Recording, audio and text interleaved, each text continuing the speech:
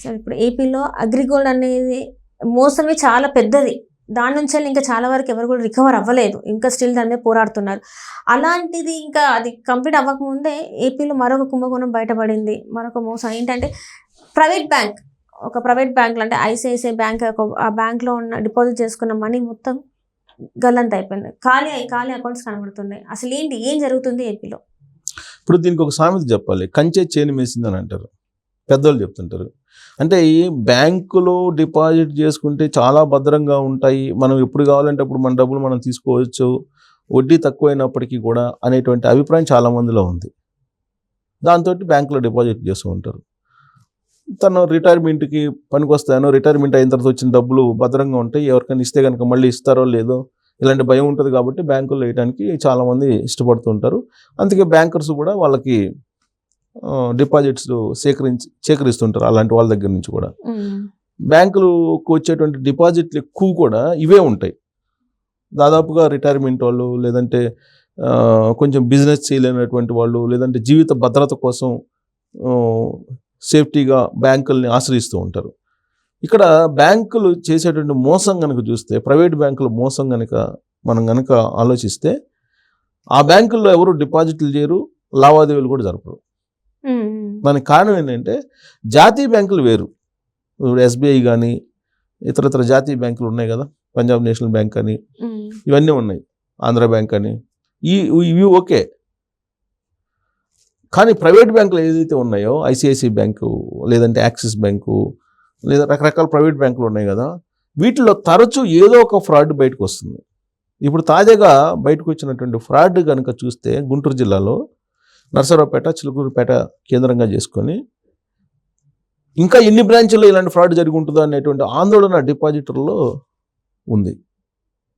అక్కడ ఉండేటువంటి మేనేజరు రాజేష్ అన్న అతను, ఇంకొక అతను గోల్డ్ అప్రైజర్, అంటే ఎవరైనా గోల్డ్ డిపాజిట్ చేయడానికి వస్తే కనుక దాని వాల్యూ కట్టేటువంటి అప్రైజర్ నరేష్ అని అతను, వీళ్ళిద్దరు కలిసి చేసినటువంటి మోసం కొన్ని వందల మంది డిపాజిట్లని గల్లంత చేసేసారు. ఎలా చేశారు అని అంటే, జనరల్గా ఏంటంటే ఇంట్రెస్ట్ పడుతుంటుంది డిపాజిట్లు చేసినప్పుడు. ఆ డిపాజిట్ల అమౌంట్ నెల నెల వేసే స్కీమ్స్ ఉంటాయి, 6 నెలలకు ఒకసారి 3 నెలలకు వేసే స్కీమ్స్ ఉంటాయి, డిపెండ్స్ ఆన్ కస్టమరు. సో వీళ్ళు నెల నెల వేసుకునేటువంటి పద్ధతిని ఐసిఐసిఐ బ్యాంకులు, ప్రైవేట్ వాళ్ళు కదా, డిపాజిట్లని పెంచుకునేదానికి రకరకాల స్కీములు పెడుతూ ఉంటారు. ప్రతి నెల వడ్డీ వేసేటువంటి స్కీమ్కి డిపాజిట్లు ఎక్కువ వచ్చాయి ఐసిఐసిఐ బ్యాంక్కి. సో ఆ డిపాజిట్లు చేశారు. ఆ డిపాజిట్లు చేస్తే ఆ డిపాజిట్లకు సంబంధించి ప్రతి నెల వడ్డీ అయితే వేస్తూ ఉన్నారు, బట్ డిపాజిట్ మాత్రం లేదు. ఆ డిపాజిట్ చేసినటువంటి అమౌంట్ లేదు. దాదాపు ఆ విధంగా కొన్ని కోట్ల రూపాయలు, ఇప్పటి వరకు తేలింది ఏంటంటే దాదాపు 100 కోట్ల పైన ఉంది అంటున్నారు. మరి ఇంకా అది ఏ మొత్తంలో మొత్తం ఆ డిపాజిట్లు పోయినాయో ఇంకా లెక్క తీస్తున్నారు. రీజనల్ జనరల్ మేనేజర్ సందీప్ ఎవరో పేరు ఉంది, ఆయన వచ్చి మొత్తం పర్యవేక్షిస్తున్నాడు. అతనేమో అజ్ఞాతంలోకి వెళ్ళిపోయాడు, ఆ ఫ్రాడ్ చేసిన అతను. అంటే ప్రైవేట్ బ్యాంకుల్లో రక్షణ అనేది ఎంత ఉంది అనే దానికి ఉదాహరణ ఇది ఐసిఐసిఐ బ్యాంకు. ఇంతకుముందు ఐసిఐసిఐ బ్యాంకు సంబంధించి చందా కొచ్చర్ ఆవిడ ఉన్నప్పుడు హెడ్గా ఒక కుంభకోణం బయటకు వచ్చింది ఆమె మీద కూడా. దాదాపు అది 7,000 కోట్ల కుంభకోణం. అసలు అప్పుడే ఐసిఐసిఐ బ్యాంకు ఉంటుందా ఉండదా అనేది ఒక చర్చ జరిగింది ఐసిఐసిఐ బ్యాంకు మీద. కొన్ని రోజుల పాటు ఈ డిపాజిట్లు చేస్తారు కదా, మెచ్యూర్ అవగానే ఇమీడియట్గా అమౌంట్ ఇవ్వాలి. ఆ అమౌంట్ కూడా సరైన టైంలో ఇవ్వలేనటువంటి పరిస్థితుల్లోకి వెళ్ళిపోయింది ఆ బ్యాంకు. సో ఆ బ్యాంకులో అప్పుడప్పుడు తరచూ ఇలాంటి ఫ్రాడ్లు జరుగుతూనే ఉంటాయి. ప్రైవేట్ బ్యాంకుల్లో తరచూ జరుగుతున్నాయి. ఎలా జరిగింది ఈ ఫ్రాడ్ అని అంటే, ఇప్పుడు మేనేజర్ దగ్గరికి డిపాజిట్లు చేయడానికి వస్తారు, డిపాజిట్ చేస్తారు ఆయన అకౌంట్లో చేసిన తర్వాత వీళ్ళు రెన్యువల్కి వెళ్తుంటారు. జనరల్గా 1 ఇయర్కి అట్లా రెన్యువల్కి వెళ్తుంటారు. రెన్యువల్ చేయడానికి వెళ్ళినప్పుడు రెన్యువల్ చేయడానికి సంతకాలు పెట్టుకుంటారు. ఈ అమౌంట్ మాత్రం వీళ్ళు సొంత ఖాతాలకు మళ్ళించుకుంటున్నారు, ఇంట్రెస్ట్ మాత్రం వాళ్ళ ఖాతాలో వేస్తున్నారు. ఆ విధంగా వీళ్ళిద్దరు కలిసి కొన్ని 100 కోట్ల రూపాయలు ఫ్రాడ్ చేశారని చెప్పి తెలుస్తుంది. అసలు ప్రైవేట్ బ్యాంకుల్లో ఫ్రాడ్స్ దారుణంగా ఉంటాయి. ఇప్పుడు లోన్లు ఇచ్చేదానికి కూడా అక్కడ ఎవరినైనా మేనేజ్ చేస్తే కనుక ఇమీడియట్గా ఇచ్చేస్తారు. ఆ డాక్యుమెంట్స్ కూడా సరిగ్గా చూడరు, ఆ ప్రాపర్టీ సరిగ్గా ఉందా లేదా, ఆ ప్రాపర్టీ అసలు ఇతందా కాదా అనేది కూడా చూడరు. వాళ్ళ గనుక అవినీతి కొంచెం కమిషన్ కనుక ఇచ్చేస్తే ఏ ప్రాపర్టీని పెట్టుకొని ఎలాగైనా ఇచ్చేస్తారు. దానికే చాలా మంది ప్రైవేట్ బ్యాంకులకి వెళ్తూ ఉంటారు. ఎవరు లోన్ తీసుకునేటువంటి వాళ్ళు, పక్కాగా కట్టేవాళ్ళు, టైం టు టైం కట్టేవాళ్ళు నేషనల్ బ్యాంకులకు వెళ్తుంటారు. ఉల్టా పల్టా చేసేవాళ్ళు ఇలాంటి బ్యాంకులు ఆశ్రయిస్తూ ఉంటారు. సో ఇప్పుడు ఈ ఎపిసోడ్ తీస్తే ఇప్పుడు చిలకలూరుపేటలో బయటపడింది ఈ కుంభకోణం. ఇది నరసరావుపేట దాకా వచ్చింది. నరసరావుపేటలో కూడా అతను అంతకుముందు చేసినప్పుడు కూడా ఇదే జరిగిందని చెప్పి తెలుస్తుంది. కొన్ని కోట్ల రూపాయల వ్యవహారం ఇది, కొన్ని వందల కోట్ల రూపాయలు మిస్యూజ్ అయినాయి అనేది. మరి దేశవ్యాప్తంగా లేదంటే తెలుగు రాష్ట్రాల్లో మా ఐసిఐసిఐ బ్యాంకుల్లో డిపాజిట్లు ఏంటి, వాటి భద్రత ఏంటి అనేది దాని మీద ఇప్పుడు చర్చ జరుగుతుంది. ఈ కుంభకోణం బయట రాగానే అగ్రిగోల్డ్ కుంభకోణం గుర్తొస్తుంది బాధితులకి, ఎందుకంటే అదే ఏరియాలో అనేది అగ్రిగోల్డ్ కుంభకోణం కూడా జరిగింది. ఈ అగ్రిగోల్డ్ కుంభకోణం కూడా సేమ్ ఇదే పద్ధతిలో జరిగింది. వాళ్ళు కూడా ఇట్నే డబ్బులు ఇంట్రెస్ట్ ఆశ చూపి డిపాజిట్లు తీసుకొని కొన్ని వందల కుటుంబాలను ముంచేశారు. చాలామంది చనిపోయారు కూడా. దాని మీద సిబిఐ ఎంక్వైరీ చేసింది. ఆ తర్వాత దాన్ని ఏ స్థాయికి వెళ్ళిందంటే అగ్రిగోల్డ్ కుంభకోణం అది ఎన్నికల మేనిఫెస్టోలో కూడా పెట్టుకునేటువంటి పరిస్థితికి వెళ్ళిపోయింది. ఎన్నికల మేనిఫెస్టోలో 2019లో వైఎస్ఆర్ కాంగ్రెస్ పార్టీ పెట్టింది, తాము అధికారంలోకి వస్తే కనుక అగ్రిగోల్డ్ బాధితులకు మేము న్యాయం చేస్తామని చెప్పేసి.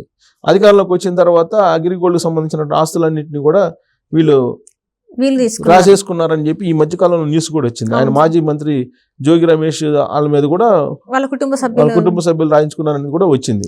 సో అలాగే అంతకుముందు అధికారంలో ఉన్న వాళ్ళ మీద కూడా వచ్చింది. అంతకుముందు 2014 నుంచి 2019 మధ్యలో ఉన్నటువంటి గవర్నమెంట్లో, చంద్రబాబు నాయుడు గవర్నమెంట్లో ఒక మినిస్టర్ మీద కూడా ఈ అగ్రిగోల్డ్ సంబంధించినటువంటి గోల్మాల్ వ్యవహారంలో ఉన్నారు అనేది కూడా వచ్చింది. అంటే ఆ పెద్ద స్కాము, దాని పరిష్కారంలో కూడా ఈ ప్రభుత్వాలు ఇన్వాల్వ్ అయింది. ఇప్పటికి కూడా అగ్రిగోల్డ్ బాధితులకు పూర్తిగా న్యాయం జరగలేదు. ఇప్పటికి కూడా బాధితులు ఇబ్బంది పడుతూ ఉన్నారు, రోడ్ల మీద తిరుగుతూ ఉన్నారు. సేమ్ అలాంటిదే ఇప్పుడు ప్రైవేట్ బ్యాంకుల్లో కూడా చోటు చేసుకుంది ఐసిఐసిఐ బ్యాంకు. ఇప్పుడు ఇది బయటకు వచ్చింది కాబట్టి ఐసిఐసిఐ బ్యాంకు కేవలం చిలకలూరుపేట, నరసరావుపేటలో మాత్రమే జరిగింది, ఇంకెక్కడ జరగలేదని చెప్పి అనుకోవడానికి లేదు. అది బయటకు వచ్చినప్పుడు తెలుస్తుంది. ఇప్పటి వరకు సైలెంట్గా ఉంది. ఈ ప్రైవేట్ బ్యాంకులు ఎప్పుడు ప్లేట్ తిప్పేస్తాయో బోర్డు తిప్పేస్తాయో తెలియనటువంటి పరిస్థితి. ఈ మధ్యకాలంలో వచ్చినటువంటి మొత్తం ఈ ఫ్రాడ్స్ కనుక చూస్తే కనుక, ఫైనాన్షియల్ ఫ్రాడ్స్ చూస్తే కనుక ప్రైవేట్ బ్యాంకుల నుంచే, ప్రైవేట్ బ్యాంకులు లింక్ అయిన ఇష్యూసే, డిస్ప్యూట్సే బయటకు వస్తున్నాయి. సో ఇప్పుడు మరి ఈ మొత్తం ఇన్ని వందల కోట్ల రూపాయలు మిస్యూజ్ అయినాయి కదా, మరి దీనికి ఎవరు బాధ్యత వహిస్తారు? ప్రభుత్వం బాధ్యత వహిస్తుందా లేదా ఐసిఐసిఐ బ్యాంకు బాధ్యత వహిస్తుందంటే ఐసిఐసిఐ బ్యాంకే బాధ్యత వహించాలి. కానీ ఇన్ని వందల మందిని మోసం చేసినటువంటి కేసులో ఖచ్చితంగా ప్రభుత్వం పర్యవేక్షణ చేయాలి. ప్రభుత్వం కనుక పర్యవేక్షణ చేయకపోతే ఆ డిపాజిటర్లకి న్యాయం జరిగేటువంటి అవకాశం లేదు. ఇప్పుడు బ్యాంకుల చుట్టూ వెళ్ళి ధర్నాలు చేస్తున్నారు. అక్కడ నరసరావుపేటను, చిలకలూరుపేటలో వినియోగదారులు, అక్కడ కస్టమర్స్ వెళ్ళేసి, డిపాజిట్స్ వెళ్ళేసి ఆ బ్యాంకులు ఎదుట ధర్నాలు చేస్తున్నటువంటి పరిస్థితి ఏర్పడింది. వాళ్ళకి న్యాయం చేయించాల్సినటువంటి బాధ్యత ప్రభుత్వం మీద ఉంది. ఇంతవరకు ప్రభుత్వం దాని మీద రెస్పాండ్ కాలేదు, కానీ రెస్పాండ్ కావాలి. రెస్పాండ్ అయితే తప్ప ఆ బ్యాంకు వాళ్ళు ఈ డిపాజిట్స్కి న్యాయం చేయరు. అదర్వైజ్ ఏదో ఒక కారణంతో మీరు సంతకం పెట్టారు కదా, అందుకని తీసేసుకున్నారు వాళ్ళు, మీరు సంతకం పెట్టడం తప్పు కదా, ఇలాన్నీ చెప్తారు. తప్ప ఏదో ఒక రకంగా స్కిప్ చేసేటువంటి ప్రయత్నం చేస్తారు. అందులో ప్రైవేట్ బ్యాంకులు అన్నీ ఏదో ఒక రకంగా స్కిప్ చేసేటువంటి ప్రయత్నం చేస్తారు. ఆ బ్యాంకుల్లో ఎలా ఉంటుందంటే, నాకు కూడా స్వానుభవం ఉంది ఆ బ్యాంకు తోటి. మీరు అకౌంట్ ఓపెన్ చేయడం చాలా ఈజీ, క్లోజ్ చేయడం మాత్రం చాలా కష్టం. వీళ్ళంత వరకు ఆ బ్యాంక్ అకౌంట్ క్లోజ్ చేయకుండా చూస్తుంటారు వాళ్ళు. క్లోజ్ చేయనీరు, క్లోజ్ చేయకుండా దాన్ని కంటిన్యూ చేయాలి. ఓపెన్ చేసేటప్పుడు మాత్రం ఈజీగా ఓపెన్ చేస్తారు. మాకు వద్దు, ఇది మీ సర్వీసెస్ బాగలేవు అని చెప్పి కానీ చెబితే 1,00,000 కారణాలు చెప్తారు క్లోజ్ చేయడానికి. వాళ్ళు పెట్టేటువంటి కండిషన్స్ అన్నింటినీ ఫుల్ఫిల్ చేయలేక సరే ఉంటే ఉందిలే అకౌంట్ అని చెప్పేసి ఉంచేస్తాం. వాళ్ళ ఉద్దేశం ఏంది, అకౌంట్ ఉంటే కనుక మినిమం 10,000 అయితే ఉండాలి అనేది వాళ్ళ కండిషన్. చెక్ బుక్ కావాలంటే 10,000 మినిమం ఉండాలి. ఆ 10,000 కొన్ని కోట్ల మంది 10,000 రూపాయలు 10,000 మినిమం ఉన్నా కానీ ఉంటాయి కదా బ్యాంకులో. ఇవన్నీ తీసుకెళ్ళి ఎక్కడో ఎవరో ఒకరికి ఇస్తారు. నీరవ్ మోడీ లేదంటే దేశం విడిచిపెట్టి వెళ్ళే వాళ్ళు ఉంటారు కదా, అలాంటి వాళ్ళకి ఇచ్చేస్తారు ఈ లోన్లు. వాళ్ళేమో వాళ్ళు ఎగ్గొడతారు, వీళ్ళు బోర్డు తిప్పేస్తారు, లాస్ట్కి రోడ్డును పడతారు ఈ విధంగా. సో ఇప్పుడైతే ఫ్రాడ్ బయటకు వచ్చింది, బ్యాంక్ ఫ్రాడ్. మరి అంతవరకు పరిమితం ఉందా లేదంటే ఐసిఐసిఐ బ్యాంక్ గతంలో కూడా ఇలాంటివి వచ్చినాయి ఐసిఐసిఐ బ్యాంక్ మీద. ఇప్పుడు మరి దానికి సమాధానం చెప్పాలంటే ప్రభుత్వం ఇన్వాల్వ్ కావాలి. ప్రభుత్వం ఇన్వాల్వ్ కాబట్టి వీళ్ళకి న్యాయం జరగదు. కాబట్టి వాళ్ళు బాధితులకు న్యాయం చేయాల్సినటువంటి బాధ్యత, రెస్పాన్సిబిలిటీ ప్రభుత్వం మీద ఉందని చెప్పి మనం చెప్పొచ్చు. Right sir, right. Thank you so much.